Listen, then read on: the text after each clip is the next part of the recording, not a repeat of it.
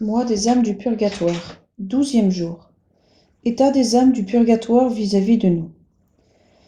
Premier point, elles nous sont unies par les liens de la charité. Souvenez-vous, dit un pieux auteur, que nous sommes unis à ces saintes âmes par les anneaux d'une chaîne spirituelle et toute divine. Fin de citation. Comme nous, elles ont été créées à l'image de Dieu, rachetées par le sang de Jésus-Christ, régénérées par les eaux du baptême. Et nous pouvons dire en vérité que le même sein, celui de l'Église, nous a portés, que nous sommes enfants de la même mère. Comme nous aussi, et peut-être à côté de nous, elles ont pris place à la table des anges, et elles ont reçu ce gage sacré de la vie éternelle. Elles ont emporté dans le monde futur les mêmes espérances qui adoucissent maintenant les amertumes de notre pèlerinage. Membres du même corps, héritières du même royaume, elles seront un jour nos compagnons d'éternité. Mais entre elles et nous, il y a cette différence, qu'elles sont malheureuses, captives, prisonnières, martyrs, impuissantes à se secourir elles-mêmes, et qu'elles attendent de nous aide et consolation. Nous restons leurs débiteurs. Ne sont-ce pas là les droits incontestables à notre compassion et à notre amour? Ah, si les enfants d'une même famille s'aiment tendrement entre eux, si les peines de l'un deviennent les peines de tous, ne doit-il pas en être de même des enfants de l'Église catholique? Et où serait notre charité si nous n'aimions pas ces pauvres âmes abîmées dans la douleur? Serait-il possible qu'étant hommes, et surtout chrétiens, nous fussions insensibles à leurs maux? Oh, aimons-les comme nous-mêmes, aimons-les comme Jésus-Christ nous a aimés.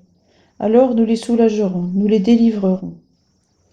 Mes petits enfants, écrivait l'apôtre Saint Jean, peu de temps avant de mourir, n'aimons pas seulement en parole et de bouche, mais véritablement, en le prouvant par des actes. Deuxième point, elles nous sont unies par les liens de la fraternité.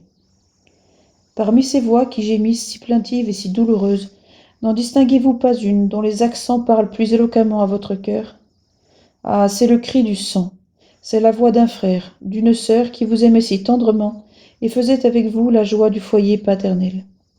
C'est la voix d'un enfant chéri, l'espoir de la famille, que vous vouliez arracher au trépas, et qui, déjà mourant, vous tendait sa main défaillante et glacée. C'est la voix d'un époux, d'une épouse bien-aimée, que l'amour avait unis au pied des autels et que la mort, hélas, a séparés. Ah, c'est la voix d'un père, d'une mère, dont le sang coule dans vos veines et dont la mort vous arracha tant de larmes. Et ce cri du sang, cette voix de la famille, que vous dit-elle? Écoutez. Viens, ô frère, ô sœur, ô fils, ô époux, ô père, viens à mon secours. Miserere mini mei. Il y a si longtemps que je t'appelle. Je n'ai que toi et tu ne viens pas. Oh, viens donc avec ton cœur, avec ta prière, avec tes bonnes œuvres, avec ton dévouement. Viens m'arracher à ces brûlantes abîmes. Viens me donner le ciel, Dieu, l'éternité, viens. Âme chrétienne, comment résister à ce cri de détresse? Comment ne pas répondre à ce pressant appel? Mon Dieu, que savons-nous si nous n'avons pas amassé nous-mêmes ces brasiers vengeurs sur la tête de ceux qui nous ont tant aimés, trop aimés peut-être? Quel pressant motif de leur venir en aide? Exemple. En 1874, un juif, artiste distingué, s'étant converti pendant un sermon sur l'Eucharistie, avait quitté le monde après avoir reçu le baptême et s'était retiré dans un ordre religieux très austère. Il passait chaque jour plusieurs heures à adorer le Saint-Sacrement, et dans ses effusions de ferveur, ce qu'il demandait à Jésus-Christ, c'était la conversion de sa mère, qui l'entourait de la plus filiale tendresse. Il ne l'obtint point cependant. Sa mère mourut avec obstination dans l'erreur du judaïsme. Pénétré d'une amère douleur, ce bon fils va se prosterner devant le tabernacle, et donnant carrière à ses plaintes. « Et quoi, Seigneur, disait-il, je vous dois tout, il est vrai, mais que vous ai-je refusé? Ma jeunesse, mes espérances dans le monde, le bien-être, les joies de la famille, un repos peut-être légitime, j'ai tout sacrifié dès que vous m'avez appelé. Mon sang je l'eusse donné de même. Et vous, Seigneur, vous, l'éternelle bonté, qui avez promis de rendre au centuple, vous m'avez refusé l'âme de ma mère. Mon Dieu, je succombe à ce martyre. Le murmure va s'exhaler de mes lèvres. » Les sanglots étouffaient ce pauvre cœur. Tout à coup, une voix mystérieuse frappe son oreille et dit « Homme de peu de foi, ta mère est sauvée. » « Ma mère est sauvée » Ah, Seigneur, serait-il possible? Oui, elle est sauvée. Sache que la prière a tout pouvoir auprès de moi. J'ai recueilli toutes celles que tu m'as adressées pour ta mère, et ma providence lui en a tenu compte à son heure dernière.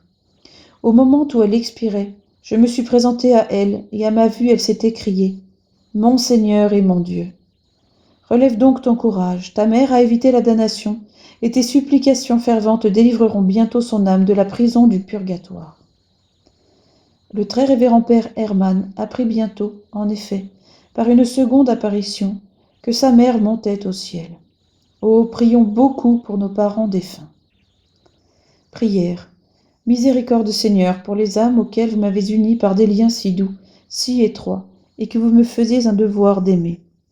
Oui, miséricorde pour les âmes de mes parents, de mes bienfaiteurs, de mes amis. Seigneur, laissez-vous fléchir par les prières et les larmes que je vous offre pour elles.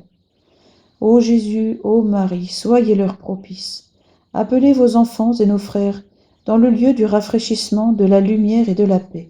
Requiescant in pace.